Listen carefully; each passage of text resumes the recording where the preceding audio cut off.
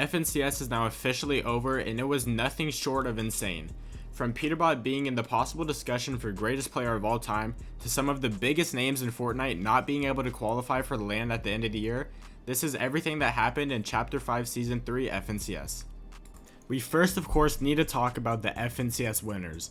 Peterbot and Poyo have done it again, and not only are they the FNCS winners this season, but they are now the back-to-back FNCS champions. This has been arguably the most dominant chapter we've ever seen out of a team in the history of competitive Fortnite. At the start of the chapter, they got a second place, just coming behind Acorn and Cold's first place. They got, of course, the win in Season 2, and they've now won again in Season 3. The only thing Peterbot could possibly do at this point is finish off the year by winning the LAN event. Peterbot is one of the most accused cheaters in Fortnite competitive history, and his whole career basically has been accused of cheating. So if Peterbot can finally do good at LAN and hopefully win and finish off the year with the LAN win, I think there's just no possible way anyone could still be saying he's cheating. And if they do, I honestly just think they're hating on him because of his success at this point. But we need to give credit where credit's due, and Poyo is just, in my opinion, one of the best players in the game right now. And of course, when you're playing with someone with the magnitude of Peterbot, you're going to get overshadowed, and if you're winning just like every tournament, everyone's just going to say Peterbot's carrying. But you guys got to realize that Poyo is technically the fragger of this duo, and Peterbot is actually the IGL. And while they're both the two of the absolute best fighters in the world, Poyo just does not get enough recognition, and I think we all need to start realizing just how good Poyo really is. I truly don't think Peterbot would have been able to go on this absolute history-making dominant run without Poyo, and just, I think with any other player, Peterbot would have just not been able to do this.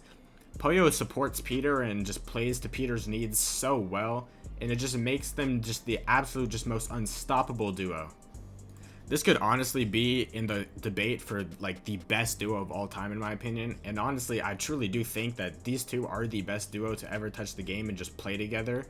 Like, they're just so good. Like, this has been the most dominant chapter ever. Like I said, if they win this LAN event, I think not only will they be the most dominant duo and the best duo of all time, I think Peterbot will be unarguably the greatest player of all time. But with all that being said, let's go over the top 10 teams. Of course, in first place, we have Peterbot and Poyo finishing on 839 points. In second place, we had Batman, Booga, and Rapid.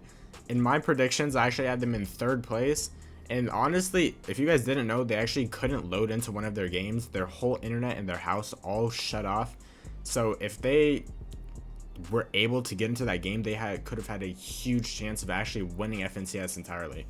In third place, we have Acorn and Cold. They had one of the most crazy comebacks, and like, I'm pretty sure on day 1 they were in like 20th place, and just on day 2 they were just able to absolutely just dominate everyone, and they were able to get all the way up to third place. In fourth place, it is sad to say, but Clix and Vino did not even podium finish. This is now Clix's third time getting a fourth place in the FNCS. I think we truly all did want to see Clix be able to finally win an FNCS, but there was a whole bunch of drama with people like possibly cheating and just purposely griefing him. It was really sketchy, and it was honestly really sad to see. So unfortunately, Clix has not gotten that FNCS win, but hopefully he can eventually close that out. Hopefully in Chapter 6 we can finally see a Clix FNCS win. In fifth place, we have Trashy and Threats. I'm pretty sure this is a relatively new duo, so to see them place so high on the leaderboard is honestly insane. In sixth place, we have Dukes and Sphinx, and in seventh place, we have Aviv and Booga. So it is confirmed we will be seeing Booga at the LAN at the end of the year. In eighth place, we have Bryce and Bolts. In ninth place, we have Victor V and Paper. They were playing so good all season. This is honestly one of the most underrated teams going into the LAN event and just this whole season. And in 10th place, we have another fairly new forming duo. We have Muzz and Epic Whale. Let's go over every team that was able to qualify for the LAN. We have Batman, Booga, and Rapid, Clix and Vino, Trashy and Threats, Dukes and Sphinx, Booga and Aviv, Bryce and Bolts, Paper and Victor V, Muzz and Epic Whale, Shadow and Virgo, and Baka and Pars. This means we actually have some of the biggest names in Fortnite not even being able to qualify for the LAN.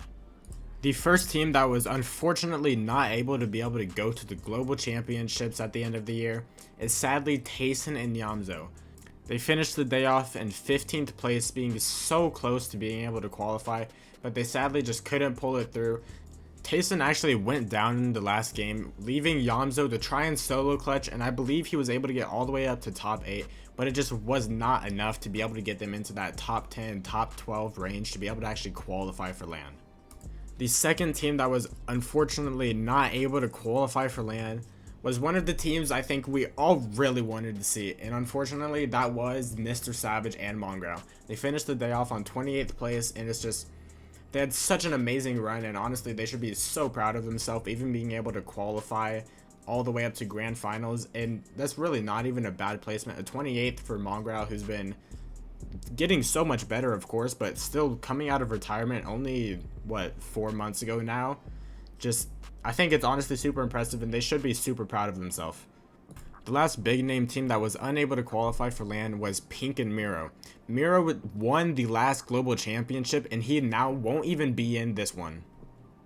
This means we have two of arguably the greatest players of all time not being able to even qualify for LAN this season. Of course, Tayson, argued one of the best players, if not the greatest player of all time, and Miro. I think this will go down as one of the craziest FNCSs in Fortnite competitive history.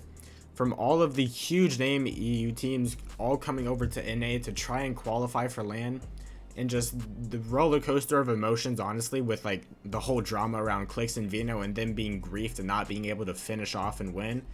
It was definitely, there was a lot of ups and downs, but I think there was an absolutely phenomenal FNCS. With all that being said, thank you guys so much for watching. Let me know in the comments who you were hoping to win FNCS and who you're disappointed maybe didn't win and who didn't be able to qualify for LAN.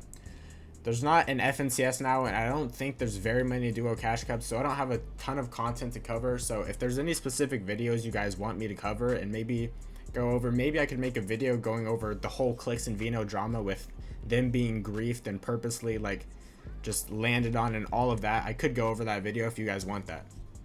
Just a quick reminder, I'm so close to being able to get monetized, so if you could drop a sub, I would greatly appreciate it. With that being said, once again, thank you guys so much for watching, and congratulations to Peterbot and Poyo for winning FNCS yet again and being the first team since Booga and Miro in Chapter 3 to go back to back.